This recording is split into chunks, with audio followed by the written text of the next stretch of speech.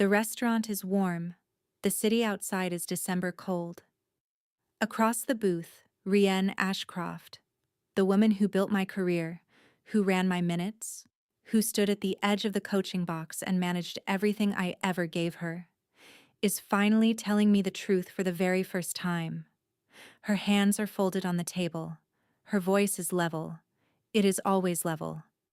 She says, "I have been in love with you badly enough to turn fear into control."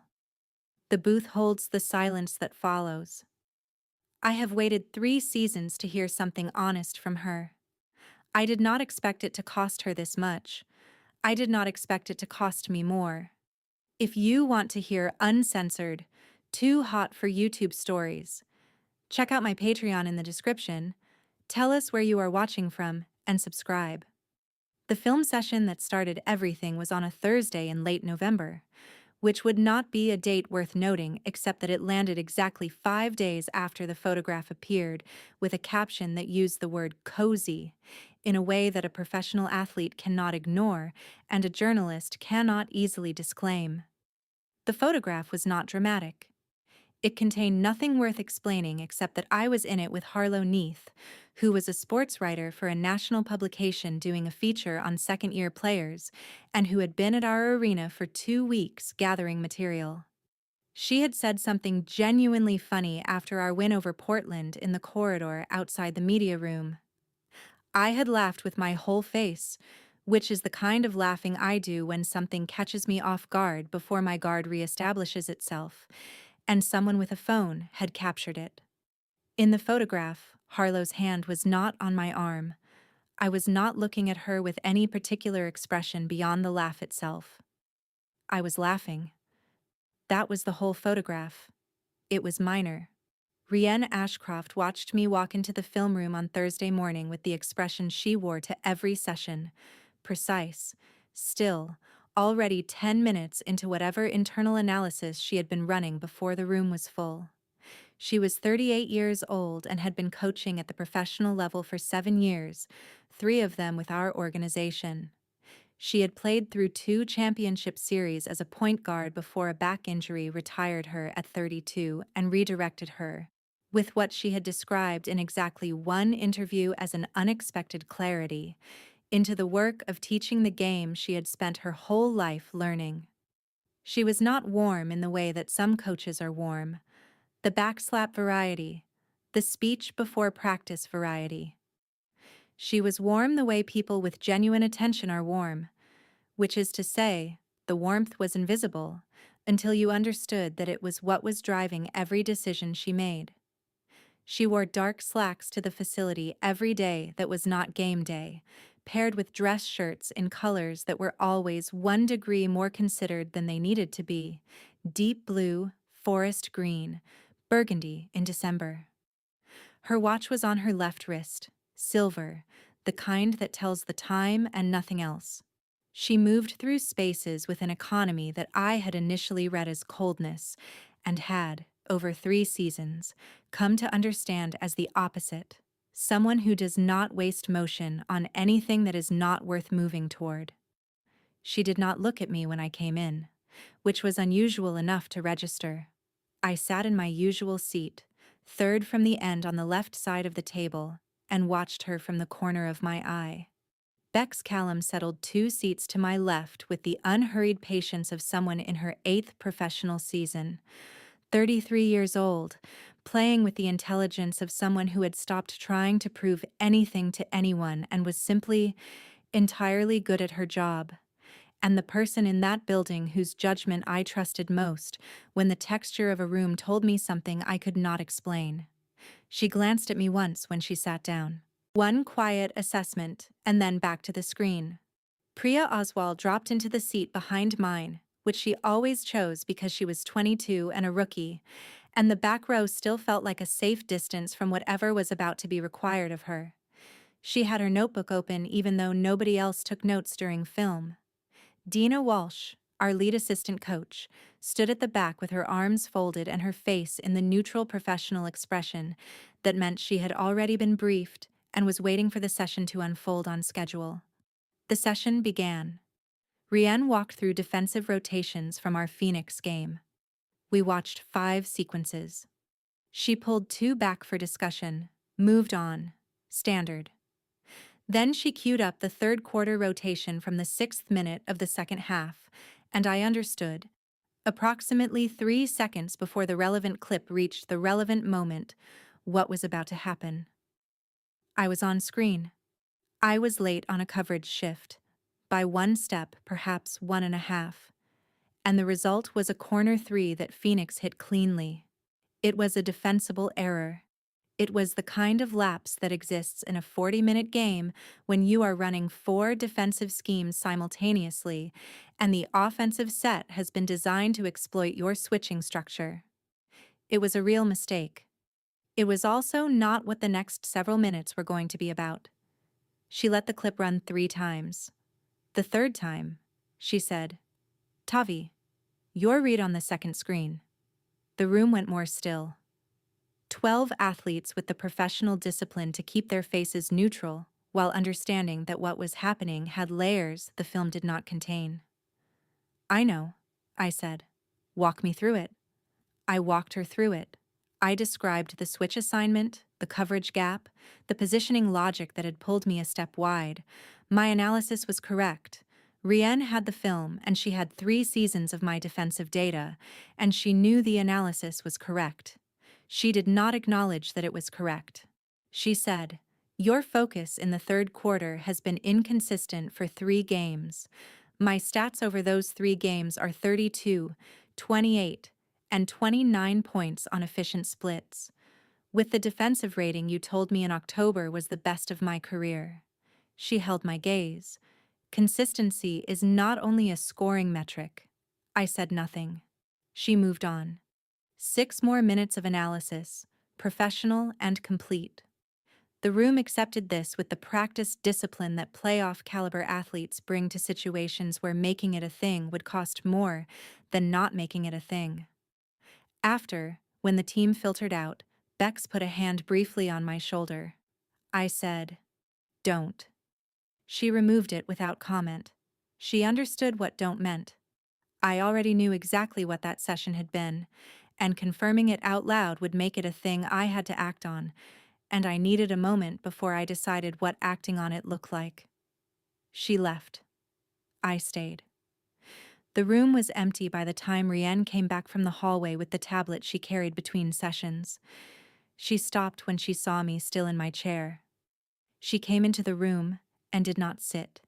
She stood at the far end of the table with her arms at her sides, which was, for her, an unusual posture. Rienne typically occupied space deliberately and with clear purpose. Standing at the far end with her arms at her sides looked like someone maintaining a distance they had chosen specifically. "That was not about the rotation," I said. A pause. "The Phoenix Red is a legitimate—" "I know it's a legitimate read," I said. "I know it's a real correction, and I know it's something I actually need to clean up. I also know it's not why you ran that clip 3 times." She looked at the whiteboard. "The marker tray." "The correction stands," she said. "Rienne." She looked at me. I said, "Harlow Neath is a journalist doing a 2-week feature on second-year players. She is professional and she is kind, and she told a genuinely funny joke, and I laughed at it. That is the entire content of that photograph." The silence that followed was not empty, but dense, packed with things being held back with enormous effort. "I am aware of what the photograph contained," Rienne said. "Then what was this morning?" Her jaw flexed. Once. Then the composure reasserted itself. "The correction is accurate," she said. "The clip was legitimate."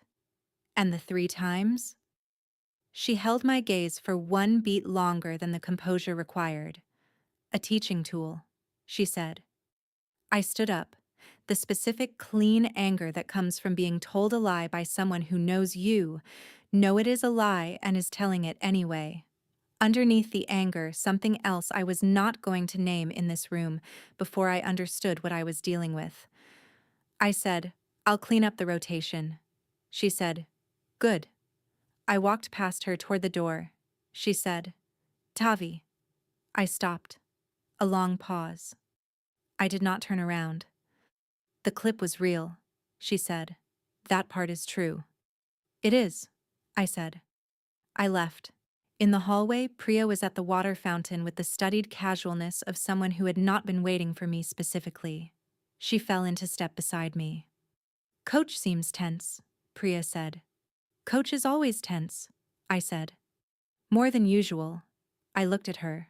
22 years old with excellent instincts and the specific liability of saying accurate things without always understanding what made them loaded.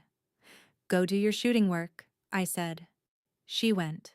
I went to the gym and worked through my defensive footwork for an hour, alone, in the particular state of furious clarity that good practice produces. The anger was still there. So was the other thing. I was not sure which one was going to cost me more. The pattern established itself over the following 2 weeks, with a clarity I found both illuminating and maddening. On the court, Rian was the best coach I had ever played for. Adjustments precise, rotations timed with an intelligence that made opposing coaches look like they were working from an earlier draft of the same game. She monitored my body without asking, sent the training staff before I mentioned my left ankle was stiffening, adjusted my fourth quarter minutes before I requested it. She watched my game with the attentiveness of someone cataloging something rare. Off the court, when my phone appeared in her peripheral vision, the temperature of whatever room we were in changed. She never said anything. She did not have to. I had learned the difference between her ordinary coaching attention and the sharper thing underneath it. The sharper thing had a name I was not yet ready to use, but I was running out of reasons not to. Harlow returned to the facility the following Tuesday for the last day of her feature sessions. She ran the interviews with the efficient warmth I had noticed from the beginning. The journalist's specific skill of being present without being demanding, of asking questions that felt like conversation and getting answers people had not planned to give. My session was in the conference room. Glass walls, round table, coffee, and whiteboard smell. She had a recorder and a notebook and the expression of someone who had done this long enough to be comfortable with silence. She asked about my game. She asked about playing under Rien's system. The questions were real and the follow-ups were realer. Then she said, "The two of you have a specific dynamic." I looked at her. "You and Coach Ashcroft," she said. "The way she talks about your game, the way you talk about her coaching. It reads differently from the other interviews." "She's a specific kind of coach," I said. Harlow looked at me with the particular patience of someone who had been told things that were technically true and entirely incomplete for most of her career. "I've talked to a lot of athletes about their coaches," she said. "This is a different kind of specific." I held her gaze. Harlow Neath was 29 years old and genuinely kind and completely without angle, and she was reading the situation with the accuracy that was her most professionally dangerous quality. She said, "Off the record, completely. Is it complicated?" I thought about the film room. The 3 times she ran the clip. The "I am aware of what the photograph contained." "Yes," I said. Harlow nodded slowly. She clicked the recorder off without comment. She did not lean in or press or do any of the things a less self-aware person would have done with the information. She said, "She's looking at the door right now." I turned.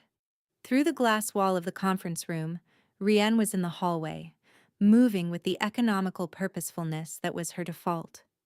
She was not looking at the conference room, but she had angled herself in a direction that would have given her a clear line of sight to the table for the 14 or so seconds it took to cross from the coach's hall toward the film room, and her pace on that crossing was slightly slower than her usual pace. I turned back. Harlow was looking at the table with the expression of someone making a private decision. She said, "I'm going to write a good piece. About your game, the second-year development trajectory, and what this coaching staff has built here." She paused. "And I'm going to tell you that in my experience, People who look at closed doors that way are not generally confused about what they want on the other side. I said nothing. She closed her notebook and picked up the recorder. She said, "Thank you for your time. Your basketball is extraordinary." She left. I sat alone with the coffee that had gone cold and the thing Harlow had said settling into the space behind my sternum where all the things I was not ready to name had been living. The road trip to Seattle was 5 days later. We traveled on the team charter, 12 players and 4 coaches and the support staff, and Rienne sat in the front section as she always did on travel days, with the clipboard and the scouting report and the aisle seat she had occupied for every road game I had played under her. In the car from the airport, Seattle was doing what Seattle does in November. Rain arriving sideways, the light the color of a photograph left too long in a developing tray, that particular gray-green that makes every city look like it is being remembered rather than experienced. At 11 in the evening, having lost a card game to Bex in her room and turned down the team dinner on account of my left ankle being more vocal than I had let on, I was in the hotel corridor with my key card in my hand when Rienne came around the corner from the elevator. She stopped. I stopped. We were the only people in the corridor. The hotel hum surrounded us. Ice machine at the far end, ventilation above, the muted sound of rain against the window. She was in dark pants and a white shirt. No jacket, no clipboard. Her left hand empty at her side. Her hair was slightly different than in professional contexts, as though the shape of the day had relaxed something that the facility kept controlled. She said, "How is the ankle?" I had not told anyone except the training staff about the ankle. The training staff reported to her. "Fine," I said. She nodded. She did not move past me toward the elevator. I said, "Did you read the Harlow piece?" It had gone up that afternoon. It was good. Specific. Textured. The kind of sports journalism that treats athletes as people rather than metrics.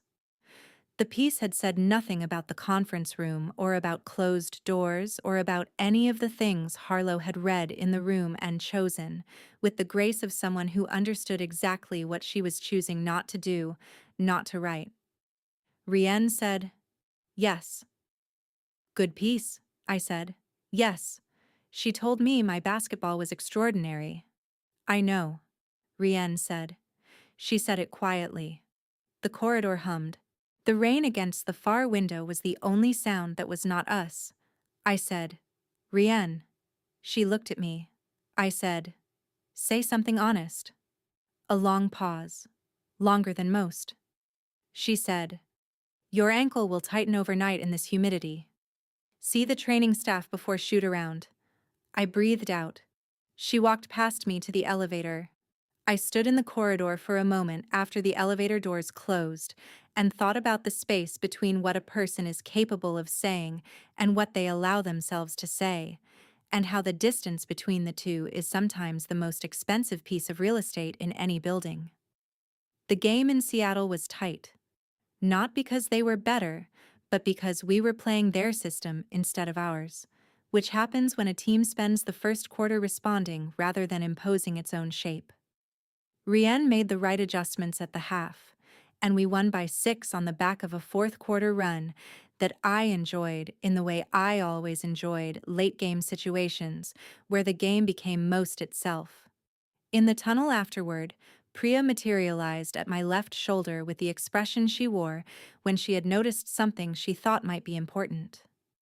She said, "Did you see Coach at the 4-minute mark? When you hit the pull-up from the left elbow?" I had not been watching Rienne at the 4-minute mark.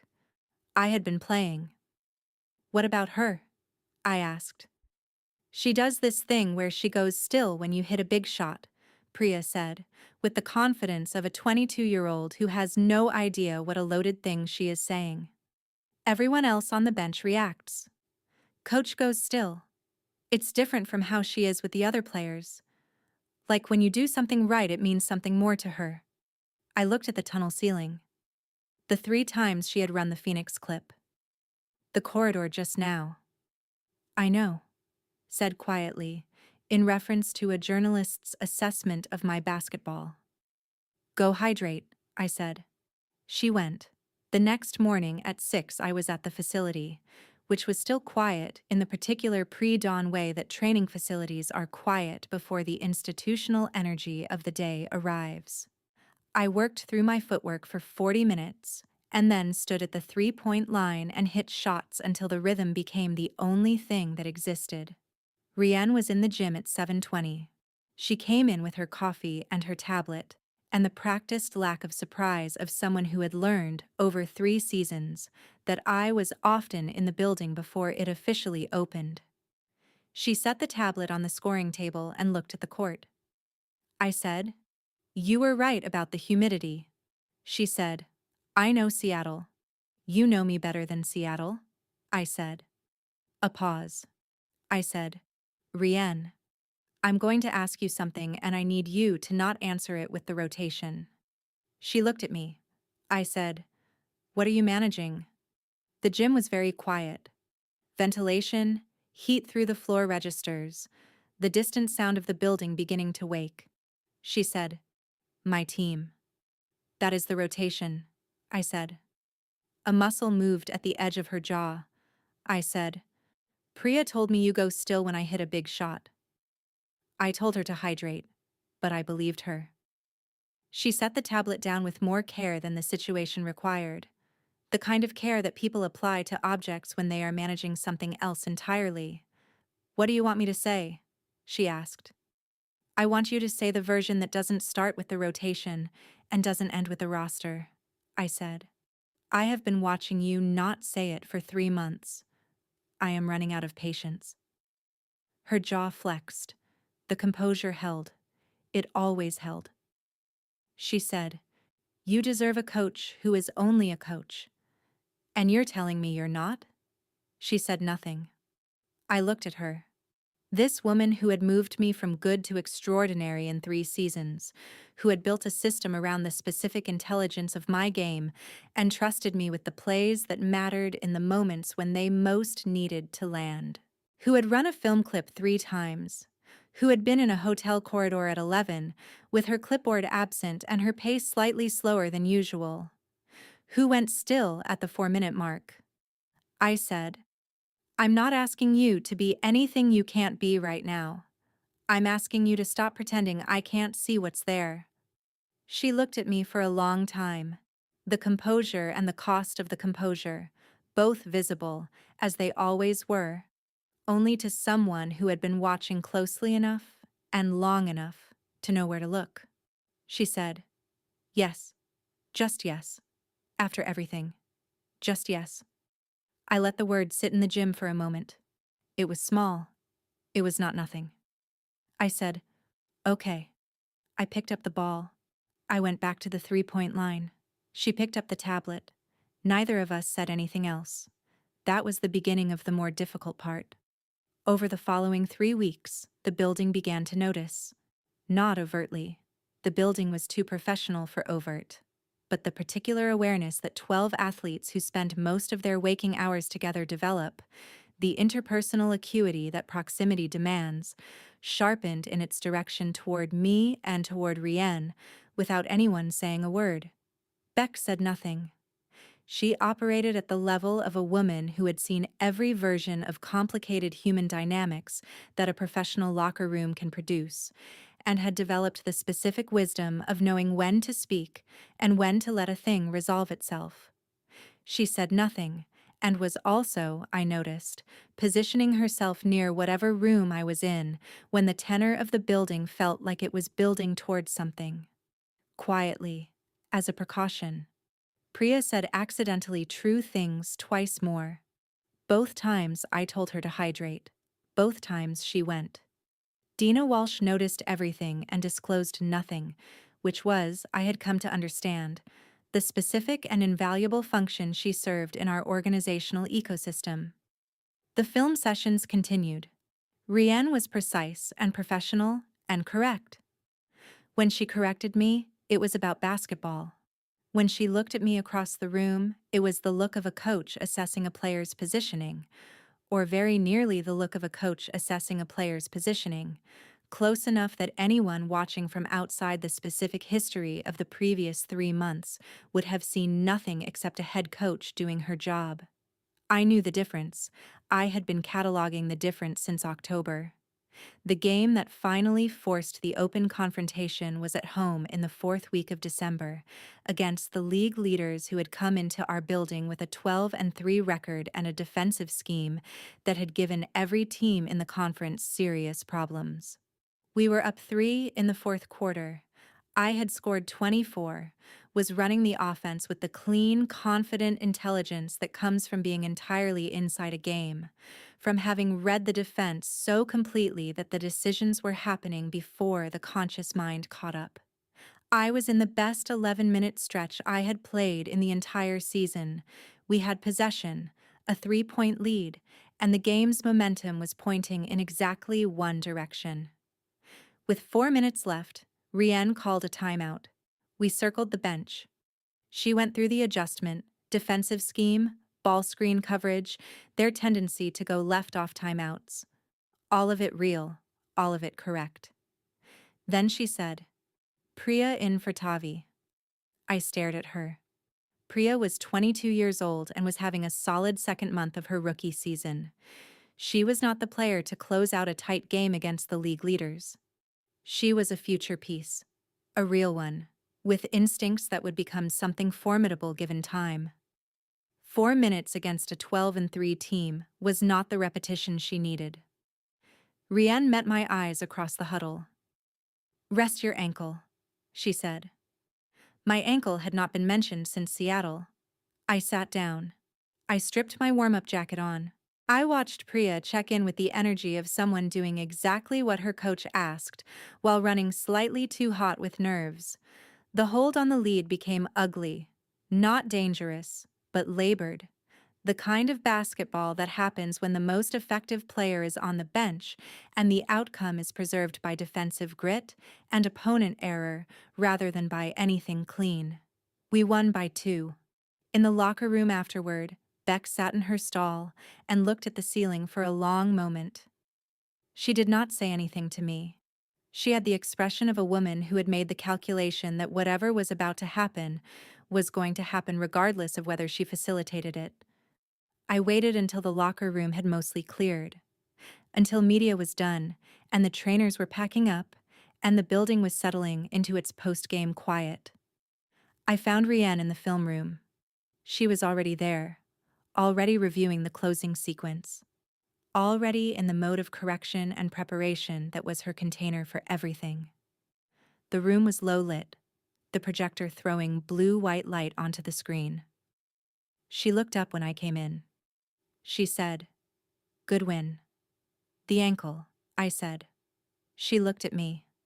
"My ankle is fine," I said. "My ankle has been fine for 2 weeks. You know my ankle is fine because Rosario reports to you, and you have the full assessment. You know exactly what you pulled me for, and it was not my ankle." The film room was small.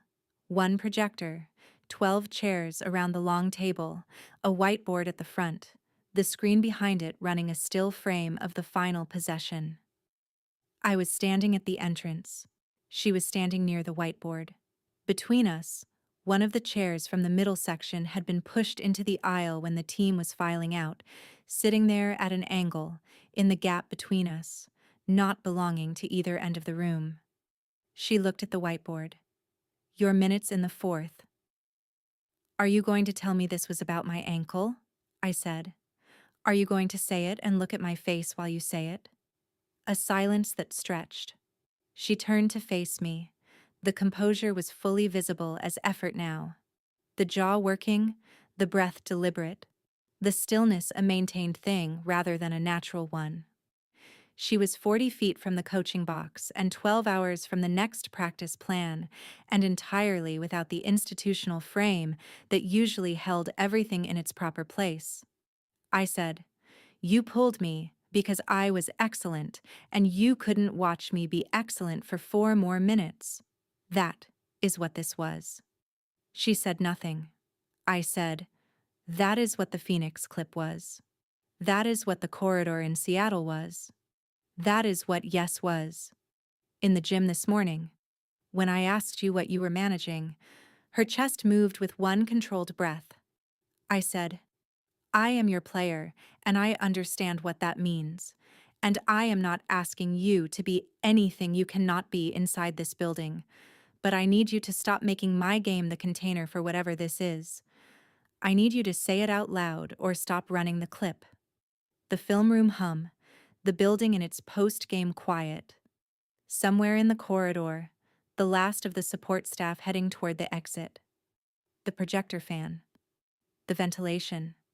The very far-away sound of the city outside a facility that had done its work for the day and was standing down. She looked at the angled chair between us. At it. Not through it. The specific attention she brought to problems she was deciding how to solve. One measured second. Then she looked at me. Then she walked to the chair and kicked it aside with one clean, unhesitating motion, and the sound it made against the tile floor was startling in the silence of the room, and I did not move. She crossed the distance. She stopped when there was nothing left between us, when we were close enough that I could see the exact composition of her composure, which was not a wall, and not a disguise, but the real and load-bearing thing she had been using to hold every other piece of the season in its place. Her breath was slightly faster than usual. The cedar and something that I associated with her office was present in the very small space between us. Her eyes were level with mine, and they were not the coaching eyes, and they were not the film room assessment eyes, and they were not any of the professional categories I had spent 3 seasons learning to read. She said my name. Just once. Just Tavi. The way she said it in the gym when we were working, and she needed me to see something she had seen. Not clipped, not cold, but precise. The version that had always landed differently than the way anyone else used my name. Then she pressed her forehead to mine. The contact was careful. So specifically, deliberately careful. Forehead against forehead, nothing else touching. Both of us entirely still. Her eyes closed. The film room was completely quiet except for the ventilation and the projector fan and the sound of 2 people breathing in the same small space. I did not move. She did not move. The chair was somewhere behind her where it had been kicked. The screen was still running a still frame. The building was settling around us into the particular silence of a place that has done its work for the day and is beginning, finally, to rest. I could feel her jaw working very slightly with the effort of the breath she was controlling. I could feel the exact cost of the composure still in place. The way she had given herself this much and had not decided yet what came after. The way the decision was live in her, and I was going to have to wait for it to land wherever it was going to land. I waited. The building hummed. She still did not move. The first thing that happened was nothing. Not the dramatic nothing of a held breath before a decision lands. Just the specific, total stillness of 2 people who have run out of room to pretend, whose foreheads are touching in an empty film room at 11 at night, and who have not yet decided what comes after this. The ventilation system moved air through the building. The projector fan held its steady hum. Outside the facility, somewhere past the parking structure and the access road and the 3-lane street that separated the arena from the rest of the city, something was happening in the world. In here, nothing was happening. Just this. Then Rien stepped back. Not quickly. Not with the jerk of someone catching themselves in an act they regret. Slowly, the way people move when they are making a deliberate choice rather than a reflexive one, when they are deciding to step back rather than simply doing it. She stepped back until there was a full arm's length between us, and she stood there with her shoulders level and her breathing almost steady, and she looked at me. Her eyes were different. I had cataloged every professional configuration of her face over 3 seasons, and none of them looked like this. This was the one without the configuration, just the real face underneath all the professional ones, the one that existed when the composure was not performing anything but simply holding the person upright. She said, "Tavi." I waited. She said, "I need you to know that was not nothing." "I know," I said. She looked at the whiteboard, at the still frame on the screen, at the chair behind her where it had landed, one leg against the wall, resting at the angle of something that had been moved without apology. She said, "I also need you to know that I'm going to have to be honest about this with the organization." I stared at her. She said, "Not immediately. I need to think about the correct way to do it. But the decisions I have made this season that were not purely about basketball, the Phoenix session tonight, those are things I should have disclosed and did not. That is something I need to account for." I said, "You don't have to do that." "I do," she said. "Not because anyone is asking me to, because it's the right structure and I should have been inside of it before now." She moved to the desk at the side of the room, the small coach's desk with the clipboard and the game plan folders and the tablets still glowing. And she gathered the items with the practiced economy of someone ending a workday. It was a deliberate act. She was not running. She was closing the professional day so that whatever she said next was not inside it. She said, "I'm going to do what I said. And after it's done, I want to have the rest of the conversation, the version that isn't about basketball." I said, "What if I want that conversation now?" She looked at me. Her face did the thing again.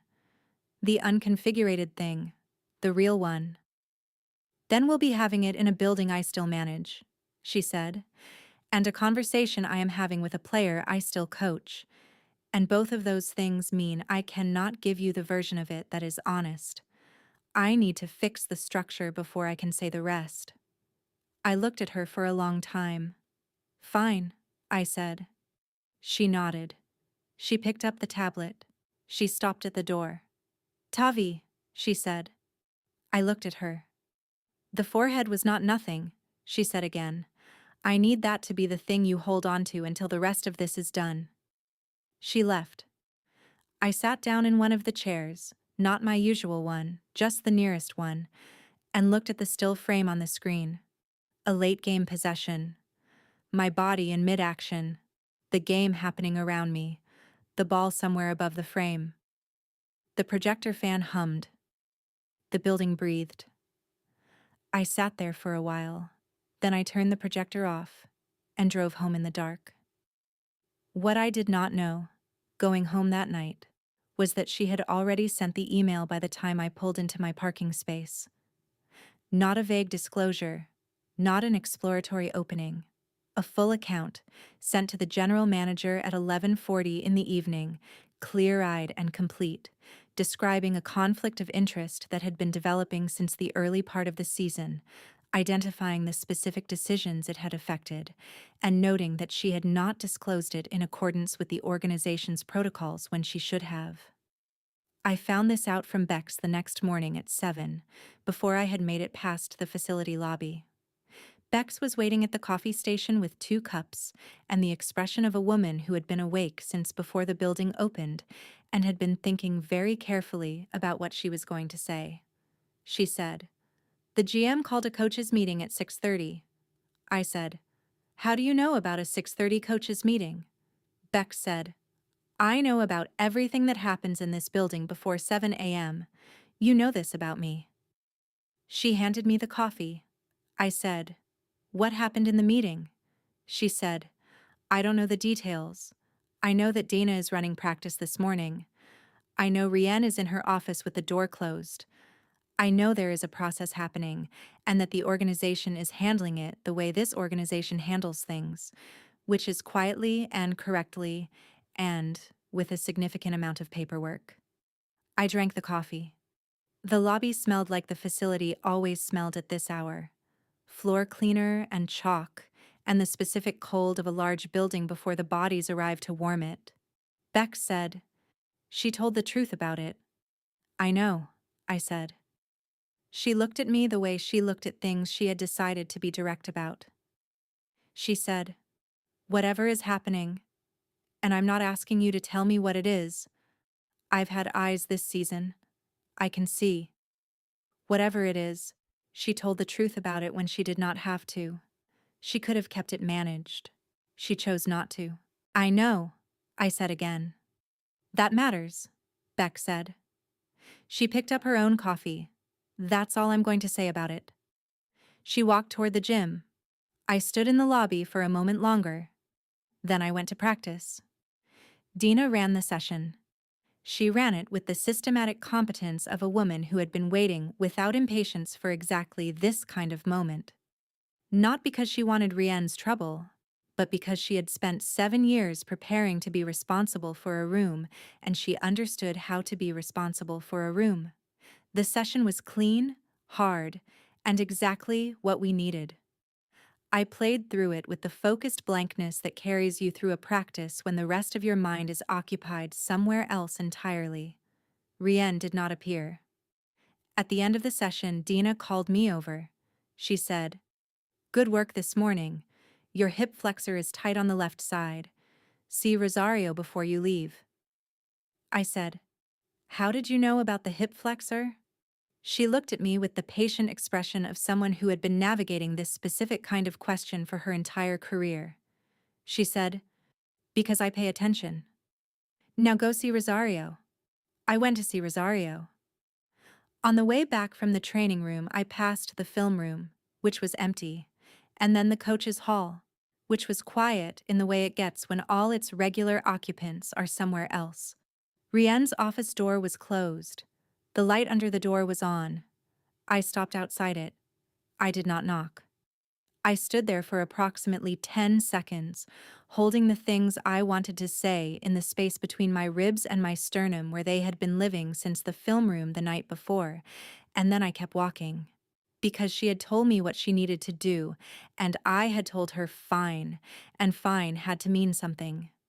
The organization announced the review 3 days later, internally, which in practice meant that the entire building knew within 20 minutes of the announcement, and the media had partial information within 48 hours, and the story that emerged in the public domain was careful and vague and concerned only the surface of the situation. A conflict of interest, voluntarily disclosed. A review process underway. Coach Ashcroft would remain in an advisory capacity while the review was ongoing. Lead assistant Dina Walsh would handle game day responsibilities. The story generated a day and a half of professional sports media attention, which is the standard duration for a story that has no villain and no scandal, only the administrative texture of an institution managing a complicated situation with what appeared to be appropriate honesty. Then, a trade happened on the other side of the league, and the story dissipated. Bex read me a tweet from a national basketball writer that described the situation as a commendably transparent organizational response, and then put her phone down and said nothing else. Priya asked me once, quietly, after a film session, whether Coach Ashcroft was coming back. "I don't know yet," I said. She looked at the middle distance. Then she said, "She makes us better. I hope she comes back." I said, "I know she does." Priya said, "She makes you better most of all." I looked at her. She said, "That's not a personal comment. That's a basketball observation. Your decision-making under pressure is different when she's coaching you. It's been different since your first year here." I looked at the tape. 22 years old with a notebook and the specific devastation of accurate things delivered without guile. "Go shoot," I said. She went. We played the next 4 games under Dina.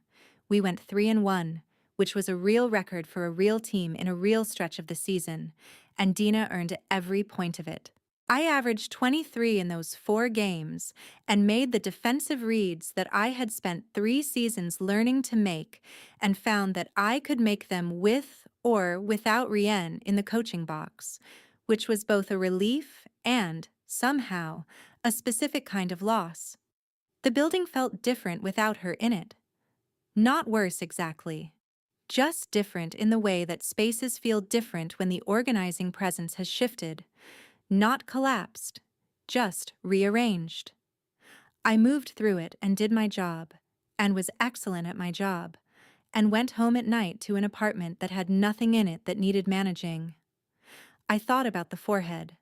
I thought about it more than I had permission to think about it, in the hours between midnight and the return of sleep, in the specific quiet of a body that has been worked past exhaustion and cannot find rest anyway. The way she had stepped back, slowly, deliberate. The way she had said it was not nothing, as though she understood that I would need to hear it without ambiguity. That ambiguity was the one thing she could not afford to leave me with. I thought about the version of her that had kicked the chair aside. I had never seen Rianne Ashcroft lose her composure, not once in 3 seasons of knowing her, which included 2 playoff runs and 1 disciplinary hearing with a referee association, and the late November game, where we were down 18 at halftime, and she had stood in the locker room and rebuilt the team's belief in itself with 10 minutes of the most surgical, honest language I had ever heard in a professional setting. She had never, not once, raised her voice above the room's ambient noise. She had never, not once, reached for an object as a substitute for the word she could not say. She had kicked a chair. She had crossed the room and put her forehead against mine and closed her eyes, and she had called it not nothing, and she had gone home and written an email. The review took 18 days. On the 19th day, the GM requested a meeting with Rianne, and the outcome was a formal reprimand, noted in her record, discussed privately, addressed through the organization's standard conflict of interest process. She was not removed. She was cleared to return to full coaching duties effective at the start of the following week. I heard about this from Dina, who told me in the gym before practice with the measured calm of someone delivering information she had been authorized to deliver. She said, "Coach Ashcroft returns Monday." I said, "Good." Dina looked at me for a moment. She said, "She's good at her job, Tavi." I said, "I know that." "I know you know," Dina said. "I'm saying it anyway." She walked to the center of the court to start warm-ups. I stood at the 3-point line for a moment. Then I started my shooting progression. The weekend passed. I did not contact Rianne. She did not contact me. I had told her fine. And fine had to mean something. And the something it meant was that the structure she had needed to repair was her structure to repair, and I was not going to insert myself into it. She had told me she wanted the rest of the conversation after the process was done. The process was done. The conversation would happen when it happened. On Monday morning, I arrived at the facility at 6:15, which was earlier than I usually arrived, and which had nothing to do with anything. She was in the gym. Of course she was in the gym. Rianne Ashcroft was always already in the gym, which was the thing I had understood, after 2 weeks without her in the building, was not only about work ethic, but about the specific comfort of being in a space where she knew exactly how to inhabit herself. She was standing at the scoring table with the tablet and the clipboard and the game plan folder, reviewing something on the screen with the precise, unhurried attention she brought to every task she touched. She looked up when I came in. She said, "Your form on the pull-up from the left elbow has been collapsing at the release point for about 3 weeks." I stared at her. She said, "I've been watching the game film from the advisory position. The release is coming too early on the left side. You're compensating for something in the hip." I said, "Rosario and I have been addressing the hip flexor." She said, "Good. It'll clean up in 2 weeks." I looked at her. She was in dark slacks and a deep green shirt, and the watch on the left wrist, and she was standing at the scoring table like she had been standing at scoring tables in this building for 3 years, and the 18 days of her absence had not happened except in the data she had been reviewing from the advisory room. I said, "You've been watching the film this whole time." She said, "That's what an advisory role means." "You watched every game," I said. She looked at me. The composure was present. It was always present. But the other thing was present too. The unconfigurated thing I had seen in the film room, both of them visible, both of them real, neither one pretending the other did not exist. She said, "Yes." I said, "You're going to need to say the rest of it." She said, "I know." "Not here," I said. "Not in this building. Somewhere else." She said, "Yes." I said, "Tonight." She said, "Okay." I said, "There's a place on the east side of the district, on Callaway, the one with the booth seating in the back. 7 o'clock. She said, "I know the place." I picked up the ball. I went to the three-point line. She went back to the tablet. Neither of us said anything else for the hour that remained before the rest of the building arrived. We played that evening and won by 8, and I scored 21 and made 3 defensive reads in the fourth quarter that Dana was going to have opinions about in the morning. And when the buzzer sounded, I sat in the locker room and showered and changed, and was out of the building by 5:45. I was at the restaurant on Callaway at 6:50. She arrived at 7 exactly, which I had expected because Rianne Ashcroft was never late and never early, which was not a power move, but simply the natural expression of a person who had calibrated their relationship to time with the same deliberateness she brought to everything else.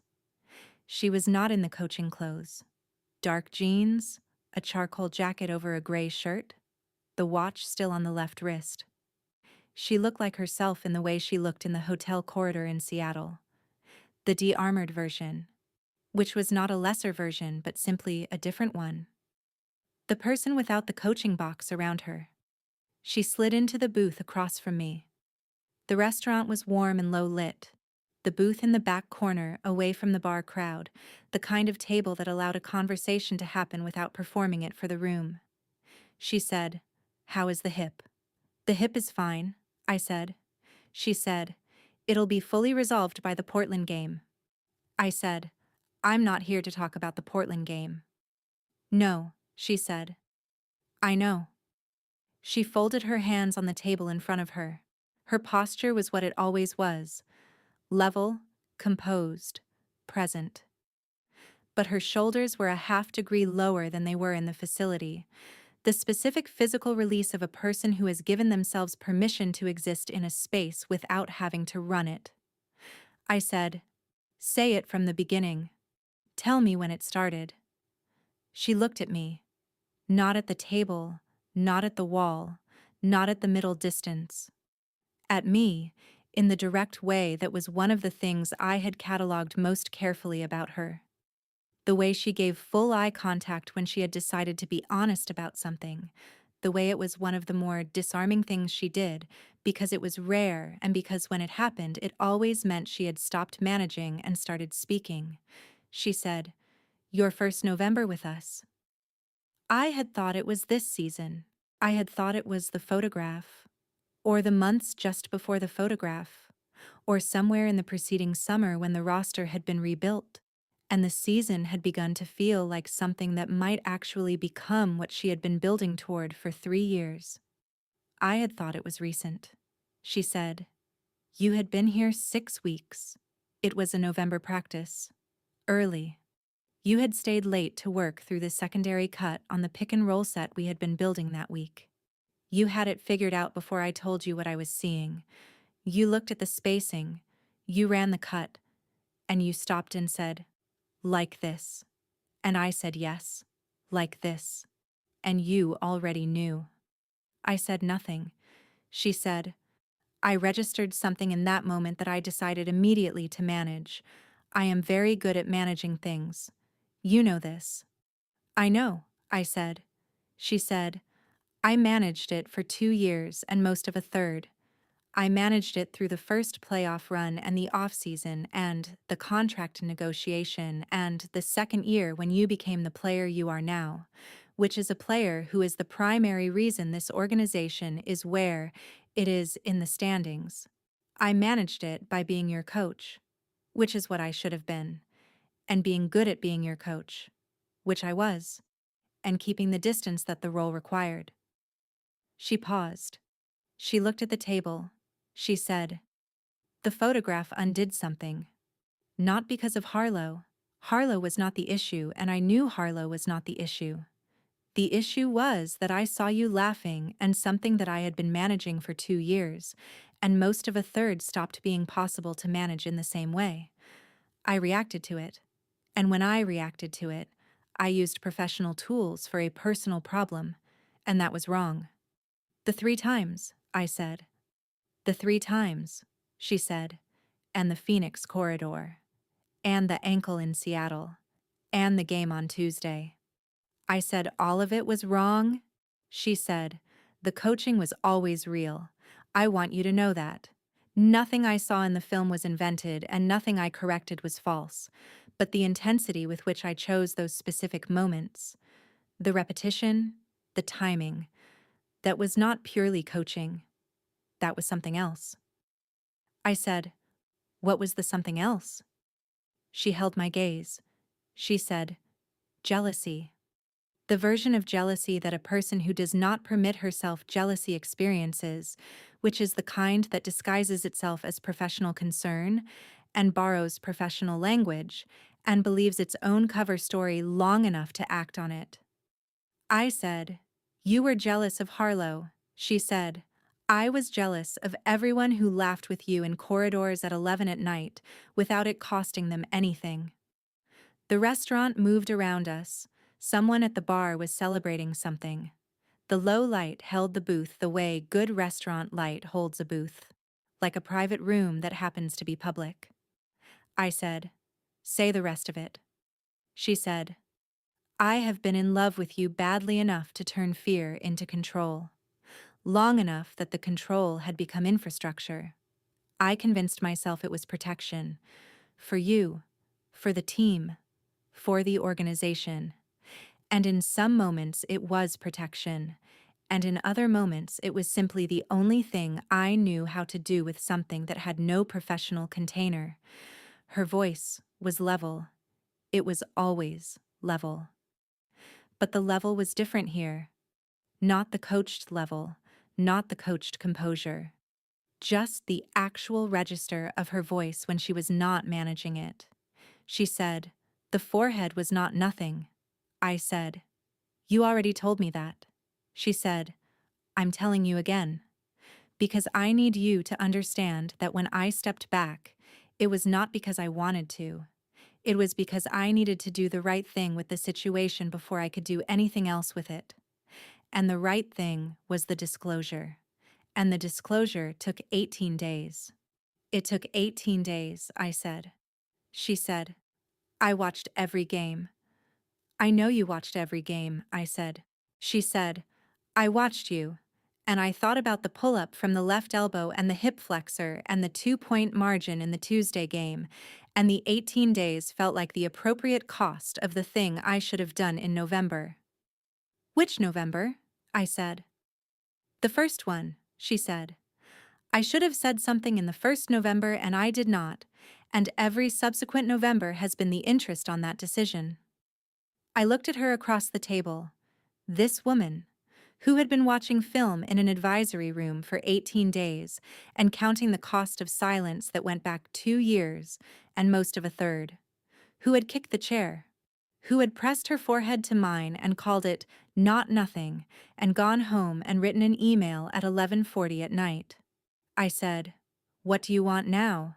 She said, to be honest with you, without the structure between us. I want to know you in the way that I have not permitted myself to know you because there was always a coaching session the next morning, or a game on Thursday, or a playoff rotation that required my full attention. I said, and if the coaching session is still there? She said, then we navigate that. The organization is aware of the conflict. The disclosure has been made and accepted. The process allows for a personal relationship if it is disclosed and managed with appropriate organizational transparency. I have read the policy. I looked at her. She said, I read it twice. I said, Rien. She said, yes. I said, you just quoted an HR policy in a restaurant at 7 p.m. while telling me you're in love with me. The corner of her mouth moved. 1 millimeter. I had been cataloging her millimeters for 3 years, and this one was different from every other one I had stored. Looser, warmer. The version of the almost smile that existed when she was not managing whether she smiled. She said, "I prepared." I said, "I know you prepared." She said, "I find preparation useful in high-stakes situations." I said, "And is this a high-stakes situation?" She held my gaze. She said, "It is the highest stakes situation I have been in since the back injury, and in certain ways it is higher stakes than that." I said, "Because?" She said, "Because when the back injury ended my playing career, I did not have to sit across from the reason it mattered." The restaurant moved. The bar noise held its comfortable distance. The booth held us in the low light, and I looked at Rianne Ashcroft. In civilian clothes with her hands folded on the table, no clipboard, no coaching box, no institutional frame around any part of her, and I thought about 2 years and most of a third, and the first November, and a chair kicked across a tile floor at 11 at night. I said, "I have not been managing it for as long as you have." She said, "I know." I said, "I noticed it this season. I noticed it in October. Maybe before, but October is when I stopped being able to not notice it." She said, "The photograph accelerated things." I said, "You scared me when you ran the clip 3 times." She said, "I know, that was not fair." I said, "You also pulled me from the best game I had played in the season." She said, "I know that too." I said, "Those things were wrong, and I need you to know I know they were wrong, not because I need you to grovel, but because the next time something like that starts happening, I need you to say something before it becomes a film clip." She said, "Agreed." Without reservation, I said, "Because I would have listened." She said, "I know. I was not ready to be heard yet." I said, "Are you ready now?" She said, "Yes." I said, "Then I need to hear one more thing." She waited. I said, "Tell me the thing you said in the film room. The one you said before the forehead. Just Tavi. The way you said it. Tell me what that meant." A long pause. The restaurant held its breath the way rooms hold breath when someone is deciding whether to say the full version of a true thing. She said, "It meant that I had run out of ways to say your name that belonged to the coaching box, and that was the version of it that belonged to me, and I had been waiting for a reason to use it, and I decided in that moment that the reason was that there was nothing left to lose by using it." I looked at her. She said, "It meant I love you. Without the box. Without the tablet. Without the rotation. Just your name. The way I have wanted to say it since the first November." The restaurant continued its life. Someone laughed at the bar. The booth held us, separate from all of it, in the low light and the warmth of a space where two people had finally said what they had needed to say. I said, "Okay." She said, "Okay." I said, "We're going to pay for this food, and then we're going to walk somewhere, and you're going to tell me about the back injury, the real version, not the interview version, and I'm going to tell you about the first October before November, because I think my October came before your November." She looked at me. She said, "You think your October came before my November?" I said, "I think you decided to manage something in November that was already a problem in October, and I think I noticed it first and did not know what to do with it." She was quiet for a moment. She said, "Tell me about October." I said, "Walk with me first." She said, "Okay." We paid. We left. The city was cold in the way cities are cold in December.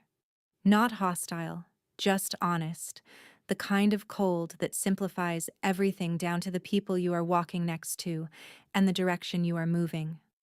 We walked east on Callaway, past the restaurant, past the parking structure, past the block of converted warehouses that had been there since before the arena was built and would be there after. Their old brick holding the streetlight the way old things hold what they are given. Completely, without opinion. I told her about October. She told me about the back injury. We talked for 2 hours in the December cold, our breath visible in the air, the city moving around us without requiring anything from us. And somewhere in the second hour, the conversation became the kind that does not require tracking, because it is simply happening, because two people have finally found the register in which they can talk to each other without either of them managing the outcome. She told me about the second year of coaching, the one before I arrived, when the team had been competent and unexciting, and she had understood that the missing piece was not a system problem, but a personnel problem. And she had watched film on every available point guard in my contract class for 2 weeks. She said, "I watched your February game against Seattle 3 times." I said, "You tell me this tonight, 2 years after the fact." She said, "I watched the February game 3 times and I thought, she already knows where the game is going before it arrives there. That is the kind of player you build a system around, not the kind you fit into a system you've already built." I said, "You called me yourself." She said, "I did." I said, "You told me I was the smartest positional player in my contract class." She said, "You are." I said, "That is the exact sentence that made me sign here." She said, "I know. I chose it carefully." I stopped walking. She stopped beside me. We were on the corner of Callaway and Meridian, which was a corner that had nothing particular about it. A dry cleaner, a pharmacy, a produce stand that was closed for the night with its awning pulled down. Just a corner. I said, "You chose it carefully." She said, "I had thought about it." I said, "You knew it would work." She said, "I knew what you needed to hear to understand that I had actually seen you, not your stats. You." I looked at her in the cold December light of a corner that had nothing particular about it. I said, 2 years and most of a third." She said, "Yes." I said, "And you called me yourself because you knew what to say." She said, "I called you myself because I could not ask someone else to make the call, because even then, even before you were my player, I was not entirely objective about the situation." I looked at her, in the cold, with her collar turned up and her hands in the pockets of the charcoal jacket, with no tablet and no coaching box and no institutional frame around any part of her. She looked entirely like herself. Not the coached version, not the composed version, just the version that had been watching film in February and had reached for the phone instead of handing it to an assistant. I said, "You picked up the phone because you could not let someone else make that call." She said, "That is accurate." I said, "That was the October before your November." She was quiet for a moment. She said, "Yes, I think it was." I reached up and touched her jaw. Warm skin in the cold air. The specific warmth of someone who has been walking for 2 hours in December and is still running heat from the inside. She went very still. Her eyes found mine. I said, "I'm going to make a decision." She said, "Okay." I kissed her. Not frantically. Not with any of the urgency that 3 years of not saying and one film room and 18 days of watching from an advisory room might have generated in a different kind of person or a different kind of story. Patient. The word that kept coming back to me, in the moment and after it, was patient. The way something earned is patient. It does not rush toward itself because it has already done the work to deserve the arriving. Her hand found my waist. It settled there the way she settled everything, with deliberate intention, without drama, as though it had always been the most natural arrangement and simply required the correct moment to become visible. We stood on the corner of Callaway and Meridian for a while. The December city moved around us without requiring anything from us. The dry cleaner's awning held its particular green color in the streetlight. The produce stand was closed. Somewhere further east, the arena was still lit from the outside, which it always was, which was one of the things I had learned about the city since I came to play in it. The arena lights never went fully dark, as though the building understood that its job was never completely finished. We walked back eventually. We talked about nothing important for a while, which was its own category of important. The kind of conversation that happens when two people have said the heavy things and are now just existing together in the same air, in the same city block, with the same direction. Outside the restaurant on Callaway where we had left our cars, she stopped. She looked at me with the composure that was real, and the thing underneath it that she had stopped pretending was not real, both visible, both hers. Neither of them asking the other to be smaller. She said, "I will see you at practice tomorrow." I said, 6:15. She said, 6:15. I said, "Pull up from the left elbow." She said, "Release point." I said, "I know." She said, "I know you know. I'm going to watch you anyway." I said, "I'm aware." She said, "Good night, Tavi." I said, "Good night." She walked to her car. I watched her go the way I had watched her go every time she left a room I was in, with the specific attention of someone who had been cataloging the specific details of a person for a long time and had finally been given permission to admit it. The rest of the season was what a season is when all the right pieces are finally in their right places. Difficult, rewarding, occasionally maddening, and built from something real. We won 17 of the final 22 games. We went into the playoffs seeded second. We lost in the conference finals to a team that was simply the best team in the league that year, and we lost with the clear-eyed recognition that the loss was real, and not a failure, but a measure of where we were, which was close, which was closer than we had been when I arrived. Rienne coached every game. She was the best coach I had ever played for, which was not a thing I thought differently about after Callaway and Meridian, which was perhaps the most honest measure of how those two categories had finally separated themselves into two real things rather than one entangled, complicated one. In the locker room after the conference finals loss, when the team was processing the specific loud grief of a season that ended one round too soon, Rienne came through. She moved through the room with the graceful practicality of a coach who understood that what a locker room needs after a loss is permission to feel it rather than management of it. She stopped in front of my stall. She said, "Your defensive reads in the fourth quarter were right."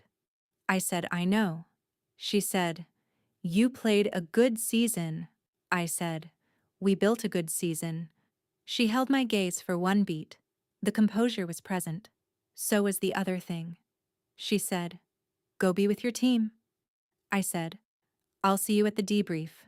She said, 6:15. I said, 6:15. She went.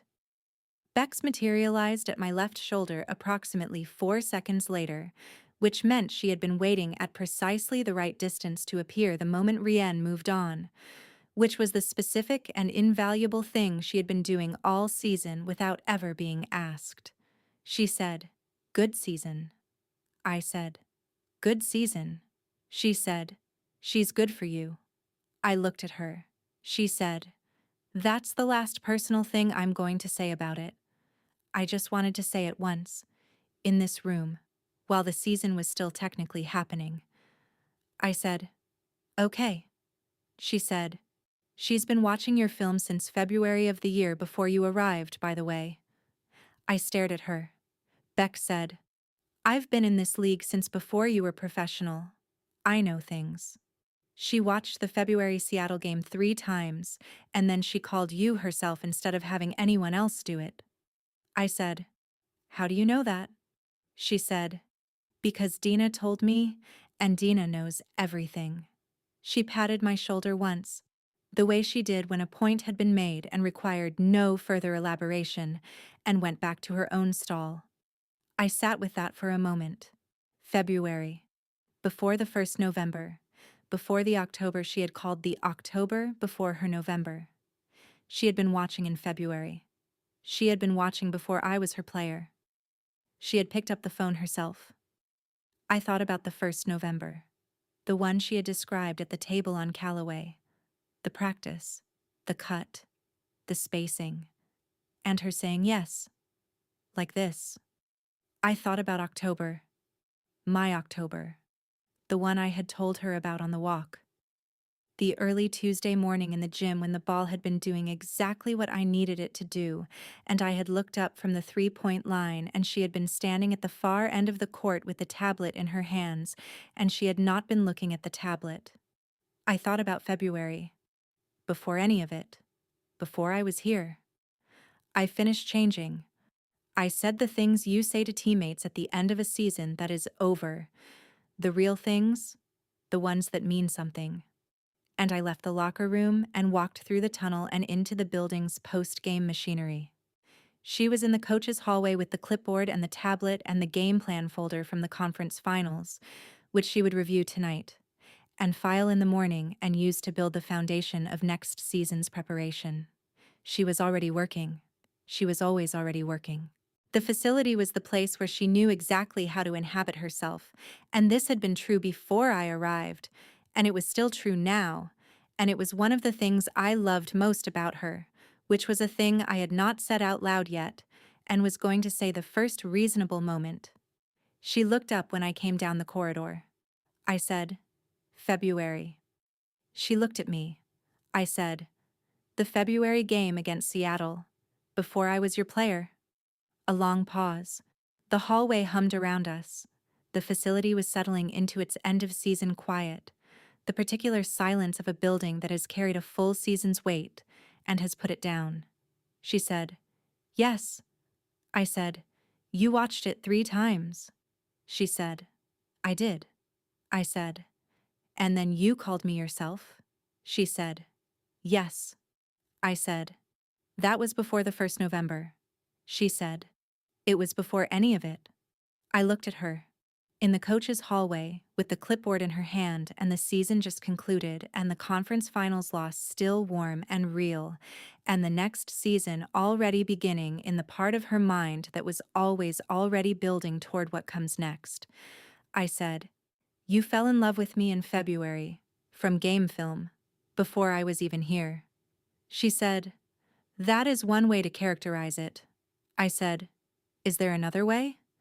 A pause. She said, I saw you in February and I thought, she already knows where the game is going before it arrives there. And something in me that had been very still for a very long time started moving again. I looked at her. The corridor held us. The building around us was doing its patient structural work, holding the floor, holding the heat, holding the space where the work happened. I said, I love you. She said nothing for a moment. Then she said, I know. I said, say it back. She said, you know it already. I said, I know it already, and I want to hear you say it. Those are not the same thing. She held my gaze. The composure was real.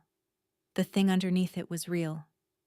Both of them hers, both of them visible, neither of them pretending the other did not exist, neither of them asking the other to be smaller. She said, I love you. Since February, which was before any of the complicated parts, which means it is the version that was there before I had any reason to manage it, and which is therefore the version that is truest. I said, since February? She said, yes. I said, good night, coach. She said, good night, Tavi. She smiled. Not the millimeter version, the actual one, the full version, the one that I had not seen before that moment, and which rearranged the entire architecture of her face into something that had nothing managed in it. I went home. The following season, we signed 2 free agents and drafted a point guard who reminded Priya of herself at 22, which Priya found extremely annoying and extremely accurate. We went into February with the second best record in the league. In the first week of March, we were sitting at the top of the standings for the first time in organizational history, which generated a significant amount of media attention, including a profile of the coaching staff in which Rienne was photographed in the coaching box during a practice, the tablet in one hand and the marker in the other, her attention directed toward the floor with the focused economy that was her signature. The photograph ran large. It was a good photograph. In the caption, she was described as one of the most respected coaches in the professional game, which was accurate and insufficient in the way that accurate things often are, when they only capture what is visible from the outside. Harlow Neath wrote the profile. It was excellent, specific, textured, honest about the previous season's process and the organizational transparency that had allowed both the situation and the coaching to continue. It treated Rienne as a full person rather than an administrative event, which was the thing Harlow did best, and which was also, I thought, the specific grace of a person who had read a room correctly a year ago and had chosen, with full understanding of what she was choosing, not to make a story out of it. The line in the profile that Bex read aloud at breakfast the following morning was this: Coach Ashcroft builds systems around the specific intelligence of the people she is responsible for. The result is a team that plays as though it already knows where the game is going before it arrives there. Bex set down her phone. She looked at me. I said, "Don't." She picked up her coffee and said nothing. That evening we played at home and won by 12. I scored 27 and made 4 defensive reads in the fourth quarter that Rienne had drawn up in the film room on Sunday, and that I had understood completely the first time she walked through them. The way I had understood the cut in the first November. The way I had understood the spacing since the February game she had watched before I was hers to watch. In the tunnel after media, she was already in the coach's hall moving toward the film room with the clipboard and the tablet, and the work that would build Monday's session from Tuesday's win. She stopped when she heard me. She said, "Your pull-up from the left elbow is clean."